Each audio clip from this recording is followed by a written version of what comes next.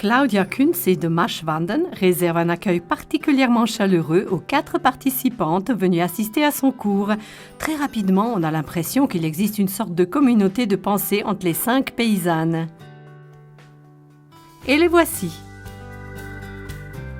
Anna-Katie Schluep, qui gère avec son mari un domaine pratiquant l'engraissement bovin à Schnottwil, canton de Soleure, est surtout en charge du service interne comme la comptabilité et les relevés pays par exemple. Elle travaille aussi au sein de l'Union suisse des paysannes et des femmes rurales, ainsi qu'au sein de diverses organisations. Doris Küchler de Kegiswil, canton d'Obwald, travaille avec son mari Nicolas et est surtout active dans l'élevage porcin. C'est un pilier important de son exploitation qui pratique aussi la production laitière. Violaine de Porret de Ria, dans le canton de Fribourg, s'occupe de la partie administrative de l'exploitation agricole qu'elle gère en collaboration avec son époux Cyril. Dans le cadre de son emploi à temps partiel, elle travaille pour une entreprise internationale en tant qu'account manager. Dans l'exploitation de vaches mères de Berg-Dietikon, Barbara Eichenberger s'occupe avec son mari Martin de l'accueil des vacanciers à la ferme. En tant que maraîchère diplômée, elle possède un stand au marché hebdomadaire. Et maintenant, retour à Maschwanden. L'ambiance est très détendue et pas seulement en raison du copieux apéro servi aux paysannes. Herzlich willkommen. Maintenant, il s'agit de se mettre au travail. Un cours de tressage est au programme.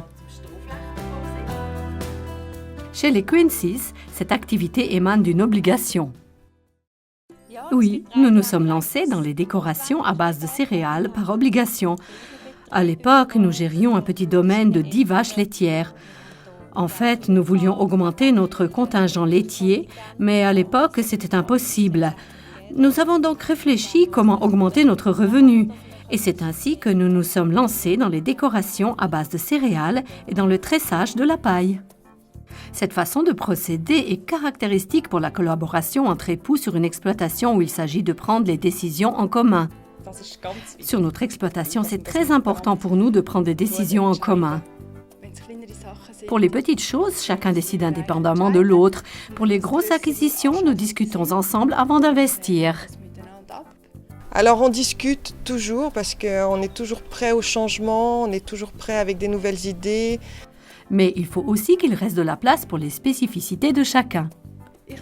Je prends plus rapidement des décisions que mon mari. Je ne réfléchis pas aussi longtemps que lui. Parfois, il y a également des frictions, mais il est normal que l'on ne soit pas toujours du même avis. Les qualités de base qu'impose le statut de paysanne sont toutefois claires pour les 5 paysannes.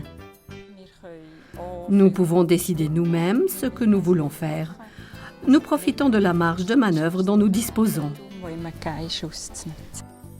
Je peux organiser ma journée comme je l'entends. J'aime beaucoup travailler à l'étable avec les animaux et j'apprécie également le fait de pouvoir collaborer avec mon mari. J'apprécie tout simplement mon statut de paysanne. Entre-temps, à Maschwanden, chez les Kunzes, tout le monde est en train de tresser la paille et les premiers résultats peuvent déjà être admirés. J'ai vraiment apprécié cet après-midi. J'ai eu du plaisir à tresser la paille sur les conseils de Claudia. Moi, j'aime beaucoup le travail manuel. À la maison, j'adore tricoter, crocheter. Je fais des petits habits pour les enfants, des poupées. Apprendre à tresser, je trouve ça super. En plus de cela, il est possible d'échanger mutuellement sur le thème du cours. Un sujet que l'Union des paysannes et des femmes rurales aborde actuellement dans le cadre d'une campagne publique n'a pas encore été discuté. L'organisation en toute conscience de la vie en commun des paysannes et des paysans, et ceci tant d'un point de vue légal qu'au niveau de la couverture sociale. Cette campagne cherche à sensibiliser les paysannes et les paysans par rapport à l'importance que revêt une bonne couverture sociale pour les 2 partenaires. En disant cela, nous pensons bien entendu surtout au statut de la paysanne. Il en va de même en ce qui concerne nos 5 paysannes. Oui, il y a 15 ans, avec mon époux Ruedi, nous nous sommes dit qu'il n'était plus possible de cotiser à l'AVS sous le seul nom de Ruedi. Nous avons décidé ensemble qu'en tant qu'indépendante, il était indispensable que je cotise également à l'AVS.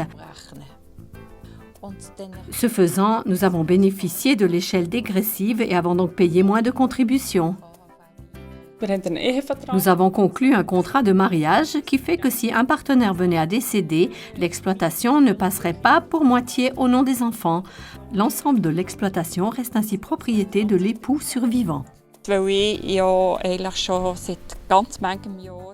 Comme je pratique une activité annexe depuis de nombreuses années, je suis assurée auprès de l'AVS.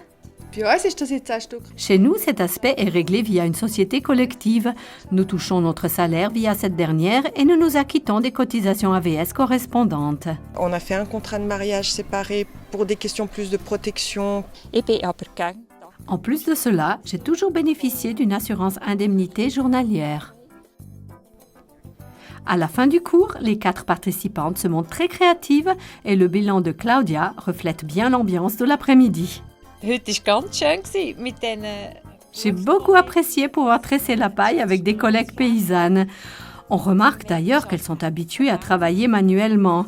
Elles ont fait de très belles choses et ont fait preuve de beaucoup de talent, ce qui n'était pas toujours le cas des personnes que j'ai eues dans mes cours.